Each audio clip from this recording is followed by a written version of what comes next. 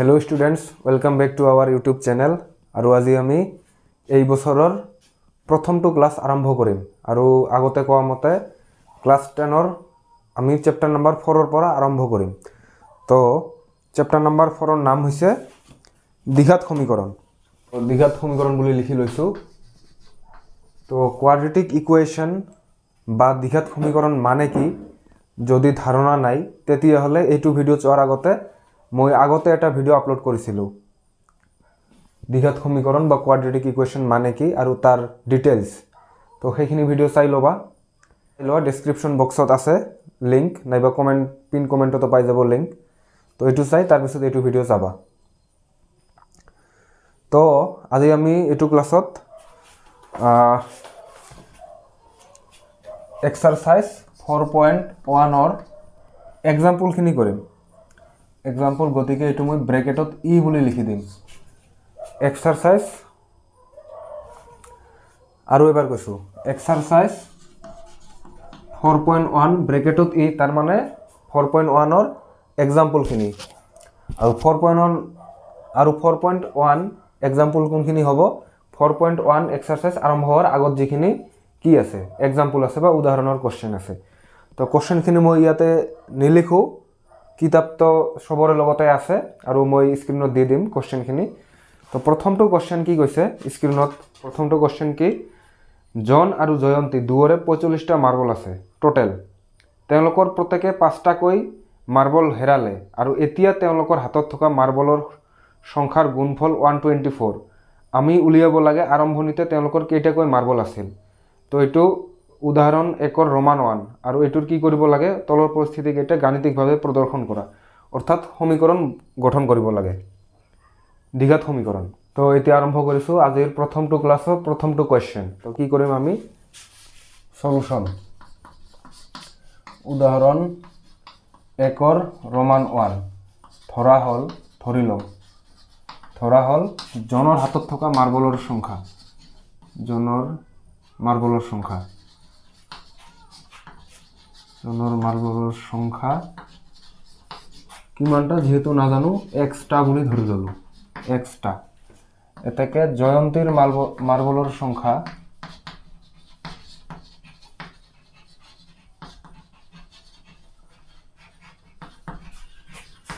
কি হ'ব টোটাল আছিল যেহেতু 45 তেনেহলে 45 মাইনাস এক্সটা ইমানটা হ'ব। কিয় যদি বুজি পোৱা নাই এটা एग्जांपल লৈছো ধৰি ললো দুজন মানুহৰ হাতত টোটাল 10টা মাৰ্বল আছে তাৰ ভিতৰত এজনৰ আছে 2টা তেতিয়াহলে দ্বিতীয়জনৰ কিমানটা থাকিব সিম্পলি বুজা যায় 8টা থাকিব। তো কেনেকৈ বুজি পাম আমি টোটালৰ পৰা প্ৰথমজনৰ মাইনাস কৰিব লাগিব। তো ইয়াৰ টোটাল কিমান মাৰ্বল 45 দুজনৰে। তো প্ৰথমজনৰ এক্সটা তেতিয়াহলে দ্বিতীয়জনৰ কিমান থাকিব টোটালৰ পৰা প্ৰথমজনৰটো মাইনাস এইটো হৈ গল আমাৰ জয়ন্তীৰ হাতত থকা মাৰ্বলৰ সংখ্যা। এতিয়া কি কৈছে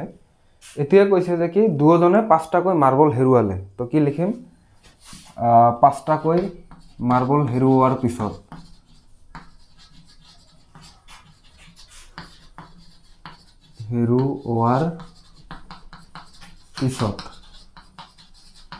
ধুনীয়াকে নোট বনাই যোৱা কামত দিব। তো 5টা কৈ মাৰ্বল হেৰুৱাৰ পিছত কি হ'ব জনৰ মাৰ্বলৰ সংখ্যা কিমান হ'ব 5টা কমি যাব জনৰ মাৰ্বলৰ সংখ্যা হ'ব কি হ'ব x - 5 ইমানটা। সিমিলাৰলি জয়ন্তীৰ 5টা কমি যাব জয়ন্তীৰ মাৰ্বলৰ সংখ্যা হ'ব কি হ'ব আগতে আছিল কি 45 মাইনাস x ইয়াৰ পৰা আৰু 5টা কমি গল ইমানটা দ্যাট ইজ 40 মাইনাস x ইমানটা 45 ৰ পৰা 5 মাইনাস গলে 40 আৰু এইটো মাইনাস x। এতিয়া কি কৈছে যে প্ৰশ্নত কৈছে কি 5টা কৈ মাৰ্বল হেৰুৱাৰ পিছত যিমানটাকে মাৰ্বল থাকিব সেই দুটাৰ পূৰণফল কি হ'ব 124 অৰ্থাৎ 5টা কৈ মাৰ্বল হেৰুৱাৰ পিছত জনৰ হাতত মাৰ্বল থাকিল ইমান x - 5 আৰু জয়ন্তীৰ হাতত থাকিল 40 - x। এই দুটা পূৰণ দিলে কি হ'ব প্ৰশ্নত কি কৈছে 124 According to question বা প্রশ্ন মতে x minus 5 whole into 40 minus x equal 124 এইখিনিতে সলভ কৰিলে হৈ গ'ল প্ৰথমটো ইনটু প্ৰথমটো 40x প্ৰথমটো ইনটু এইটো তেনেহলে কি হ'ব -x স্কয়াৰ তাৰপিছত এইটো ইনটু এইটো মাইনাস আছে মাইনাসেৰ পাশে মাইনাস হয় তো এইটো কি হৈ যাব 200 তাৰপিছত এইটো ইনটু এইটো তাৰ মানে মাইনাসে কি হৈ গ'ল প্লাস 5 into x 5x এইফালে থাকি গ'ল আমাৰ 124 তো এতিয়া x স্কয়াৰটো আগত ৰাখিছো আৰু আমাৰ কি হৈ যাব 45x minus 200 আৰু এই 124 টো এইফালে আহি গলে কি হৈ যাব -124 আৰু এইফালে থাকি গ'ল 0 এইফালে প্লাস সাইন আছে ইকুয়াল চিনৰ অপোজিটত আহি গ'ল মাইনাস হৈ গ'ল মাইনাস হলে প্লাস হল হতেন এইফালে কি একো নাই 0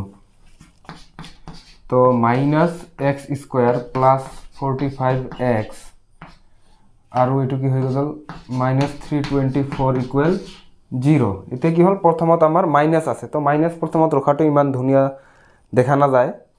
তো ৰাখিলে একো ক্ষতি নাই তথাপিও অলপ স্ট্যান্ডাৰ্ড এটা ফৰ্মত ৰাখিব লাগে তো এটো চেঞ্জ কৰি দিম সাইন ইয়াতে মাইনাস টু প্লাস কৰি দিলো তেনেহলে এইবিলাকো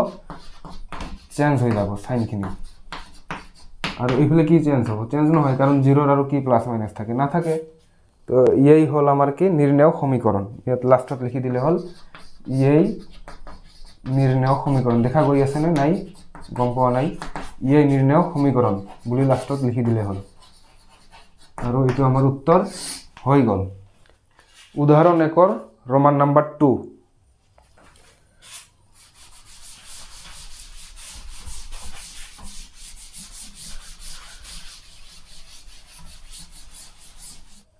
এটি হবো रोमान 2 उदाहरण 1 रोमान 2 बुक पेज नंबर 104 स्क्रीनत क्वेश्चन 2 हल कि एटा कुटीर शिल्पई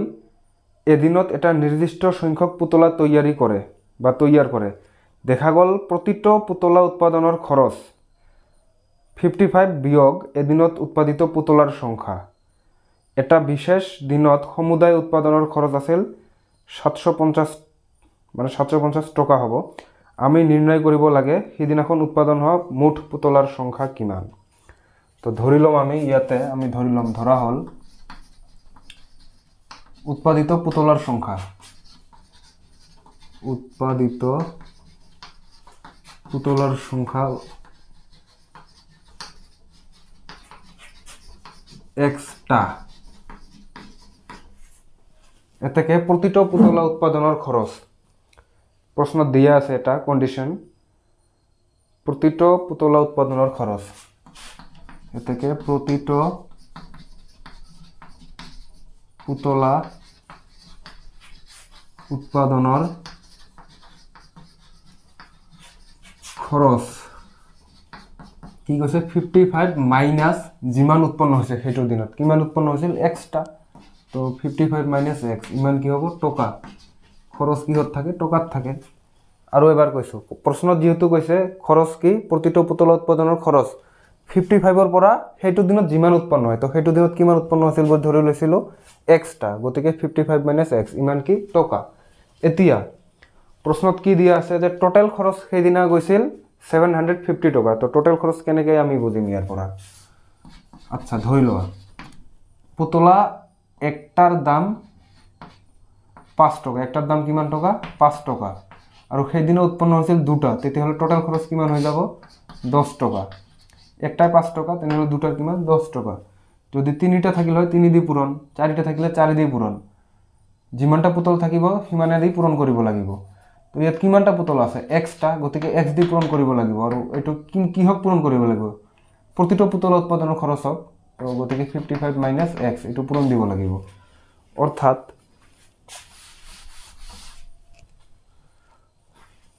x into 55 minus x equal 750 তো এটো কি কিমানটা পুতল উৎপন্ন করা হৈছিল সেইদিনা বা উৎপাদন করা হৈছিল x টা আৰু প্ৰতিটোৰ দাম ইমান টকা তেতিয়াহলে টোটাল খৰচ ইমান আহি গল এটো সিম্পলিফাই কৰিলে হল 55x আৰু প্ৰথমে এটো দি এটো হল তেতিয়া তাৰ পিছত এইটো দিয়ে এইটো হ'ব মাইনাছ এক্স স্কুৱেৰ ইকুৱেল 750 এতিয়া এক্স স্কুৱেৰটো আগত ৰাখিছোঁ প্লাছ 55 এক্স আৰু এইটো এইফালে আহি গ'লে একবাৰে আনিছোঁ মাইনাছত আহি গ'ল এইফালে থাকি গ'ল 0 তো আগৰটোৰ দৰে এই সাইনটো এতিয়া চেঞ্জ কৰি দিম কাৰণ প্ৰথমত আমি মাইনাছ ৰাখিব পছন্দ নকৰোঁ এটা স্ট্যান্ডাৰ্ড ফৰ্ম আছে এই নিৰ্ণয় সমীকৰণ গতিকে ইয়াতে প্ৰশ্ন শেষ আমাক উলিয়াব কোৱা নাই যে দাম কিমান প্ৰথমটো প্ৰশ্নৰ একেবাৰে হেডলাইনত লিখা আছিল সমীকৰণ উলিয়াব লাগে বা গাণিতিকভাৱে প্ৰদৰ্শন কৰিব লাগে গাণিতিকভাৱে প্ৰদৰ্শন হৈয়ে গ'ল বা ইয়াই গাণিতিক প্ৰদৰ্শন বুলিও লিখিব পৰা যায় লিখিলে হ'ল এতিয়া আহিছো উদাহৰণ নাম্বাৰ 2 উদাহৰণ 2 স্ক্ৰিনত আহি যাব তলৰ বৰ দিঘাত সমীকৰণ হয়নে পৰীক্ষা কৰা একেবাৰে সহজ আৰু এইবিলাক এমসিকিউত প্ৰায় থাকে তো উদাহৰণ 2 ৰ সলিউশন বুলি ডাইৰেক্ট লিখি দিলে হ'ল সলিউশন দি ডাইৰেক্ট লিখি দিলে হ'ল তাৰ পিছত কি কৰিম এটো আমাৰ কি আকৃতিত আছে a - b হোল স্কয়াৰ্ড তো ক্লাস 8 ৰ পৰাই পাই আহিছে a - b হোল স্কয়াৰ্ড ফৰ্মুলা কি হয় a স্কয়াৰ মানে প্ৰথমটো a দ্বিতীয়টো b a square - 2 * ab 2 * a * b plus b square মানে সেকেন্ডটো b বুলি কয় প্লাস এটো কি আছে 1 = 2x - 3 দ্বিঘাত সমীকৰণ কেনেকৈ পৰীক্ষা কৰা হয় বা দ্বিঘাত সমীকৰণ কি হেতুটো আগতে আলোচনা কৰিছো প্ৰথমটো ভিডিওত তো গমে পোৱা তো x স্কয়ার - 2 দুগুণে 4x এটো কি 4 যোগ 1 = 2x - 3 এতিয়া যে কোনবাই a - b whole square formula এতেও না জানা বিরাট বেয়া কথা তথাপিও লিখি দিছো a - b হোল স্কয়ার এটো কি হয় a squared minus twice ab plus b squared আৰু a plus b whole squared হলে দেখাত একে প্ৰায় a squared plus twice ab plus b squared কি কৰিম এতিয়া আমি অলপ সিজিল কৰি লৈছো 4 একে কি হয় 5 = twice x minus 3 line short কৰা নাই লাহে লাহে কৰি আছো একো অসুবিধা নাই এইবিলাক এইফালে আনিম twice x এই -2 ইফালে আহি গলে কি হৈ যাব প্লাস ইয়াতে চাও এটো প্লাস আছিল কাৰণ ইফালে আহতে মাইনাস হৈ গল আৰু মাইনাস থকা কাৰণ ইফালে আহি প্লাস হৈ গল ইফালে একো নাই গতিকে 0 এতিয়া x square minus -4x - 2x মানে -4 - 2 কিমান হয় -6 তো গতিকে কি হৈ যাব -6x আৰু কনস্ট্যান্ট কি আছে 8 = 0 তো এটো এটা দ্বিঘাত সমীকৰণ হয় না নহয় আগতে কৈছিলো দ্বিঘাত সমীকৰণ মানে কি যিবিলাক সমীকৰণত x স্কয়ার্ড থাকিব তো আছে না নাই আছে এই আছে গতিকে ই এটা দ্বিঘাত সমীকৰণ ই এটা দ্বিঘাত সমীকৰণ হৈ গল এটো এক নম্বৰ থাকে এমসিকিউত আহে আগৰ পৰাই আহিছিল আমাৰ দিনতো আহিছিল এতিয়াও আহে একেবাৰে সহজ ইয়াতকে সহজ আৰু কোশ্চেন নাথাকিব এটো গল আমাৰ ৰোমান 1 এতিয়া আহিছো ৰোমান 2 একেবাৰে সহজ সিম্পলি সলভ কৰিম এনেকুৱা থাকিলে পূৰণ দিলে হল প্ৰথমটো x * x স্কয়াৰ তাৰ পিছত x * 1 x তাৰ পিছত +8 আছে +8 এইফালে কি একে বস্তু এবাৰ প্লাসত এবাৰ মাইনাসত আছে এটো কি ফর্মুলা এটা আছে দেখা a + b * a - b থাকিলে কি হয় a স্কয়ার্ড - b স্কয়ার্ড মানে প্ৰথমটোৰ স্কয়াৰ্ড মাইনাস দ্বিতীয়টোৰ স্কয়াৰ্ড তো ইয়াত প্ৰথমটো আছে x স্কয়াৰ দ্বিতীয়টো আছে 2 তেনে হলে 2 ৰ squared x square plus x plus 8 x square minus 4x plus 8 ইফালে আহিলে এটো কি minus x স্কয়ার এই minus 4 ইফালে আহিলে কি হৈ যাব plus 4 = 0 তেতিয়া আমাৰ এই প্লাস আৰু মাইনাস ক্যান্সেল আউট হ'ব লাহেকে কাটি নি দিও বেয়া দেখে তো x plus 8 আৰু 4 কিমান হৈ গল 12 = 0 এটো দ্বিঘাত সমীকৰণ হয় না নহয় কোৱা নহয় কিয় কাৰণ ইয়াত x স্কয়াৰ নাই গতিকে ই এটা দ্বিঘাত সমীকৰণ নহয় হৈ গল 1 নম্বৰ পাই গলা চিন্তা কৰিবলগীয়া একো কথাই নাই এতিয়া আহিছো ৰোমান 3 তো এইটো কি সলভ কৰিম প্ৰথমটো ইনটু প্ৰথমটো 2x স্কয়াৰ এইটো ইনটু এইটো কি হ'ব 3x ইকুৱেল x স্কয়াৰ্ড প্লাস 1 আটাইখিনি একেফালে ৰাখিম এইটো ইফালে আহিলে -x স্কয়াৰ্ড প্লাস 2 ইফালে আহিলে -1 ইকুৱেল 0 তো 2x স্কয়াৰ পৰা -x স্কয়াৰ হলে কি হ'ব x স্কয়াৰ আৰু প্লাস 3x -1 এটা দ্বিঘাত সমীকৰণ হয় না নহয় হয় মুঠতে দ্বিঘাত সমীকৰণ হয় এটা দ্বিঘাত সমীকৰণ